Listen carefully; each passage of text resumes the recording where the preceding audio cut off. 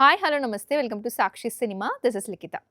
ప్రముఖ సినీ నటులు వెంకటేష్, రానా, దగ్గుబాటి అభిరామ్, నిర్మాత డి సురేష్ బాబులకు తెలంగాణ హైకోర్టులో చిక్కెదురైంది. తమపై నమోదైన చోరీ, అతిక్రమణ కేసుల్ని కొట్టివేయాలని కోరుతూ వారు దాఖలు చేసిన పిటిషన్ను న్యాయస్థానం తిరస్కరించింది. ఆస్తికి సంబంధించిన సివిల్ వివాదం పెండింగ్లో ఉన్నంత మాత్రాన క్రిమినల్ కేసు విచారణను నిలిపివేయలేమని ధర్మాసనం స్పష్టం చేసింది. హైదరాబాద్లోని ఫిలిం నగర్లో గల డెక్కన్ కిచెన్ రెస్టారెంట్ ఆస్తికి సంబంధించి వ్యాపారవేత్త కోరే నందు కుమార్ ఈ కేసు దాఖలు చేశారు. తాను రామానాయుడు కుటుంబ సభ్యుల నుంచి లీజ్కు తీసుకున్న సంస్థల్లోని నిర్మాణాలను వారు అక్రమంగా కూల్చివేశారని, చట్టవిరుద్ధంగా ప్రాంగణంలోకి ప్రవేశించి విలువైన వస్తువుల్ని అపహరించారని ఆయన ఫిర్యాదులో పేర్కొన్నారు.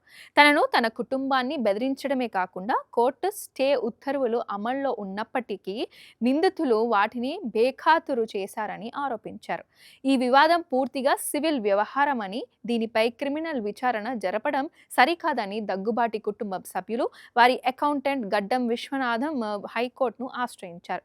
అయితే ఈ వాదనతో జస్టిస్ ఎన్ తుకారాంజీ ధర్మాసనం ఏకీభవించలేదు. ఒకే వివాదంలో సివిల్, క్రిమినల్ అంశాలు మిళితమై ఉండవచ్చని, నేరపూరిత చర్యలు జరిగినట్లు ప్రాథమిక ఆధారాలు ఉన్నప్పుడు విచారణను అడ్డుకోలేమని కోర్టు స్పష్టం చేసింది.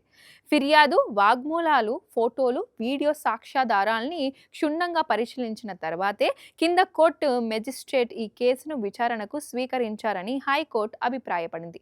లోతైన విచారణ ద్వారానే వాస్తవాలను తేల్చాల్సి ఉంటుందని ప్రాథమిక దశలో సెక్షన్ 482 కింద కేసును కొట్టివేయలేమని వెల్లడించింది.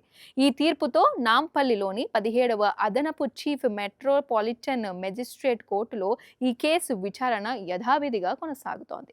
సాక్షి టీవీ ప్రసారాలను నిలిపివేయటం చట్టరీత్యా నేరం. సాక్షి టీవీ ప్రసారాల కోసం మీ స్థానిక కేబుల్ ఆపరేటర్ను వెంటనే సంప్రదించండి.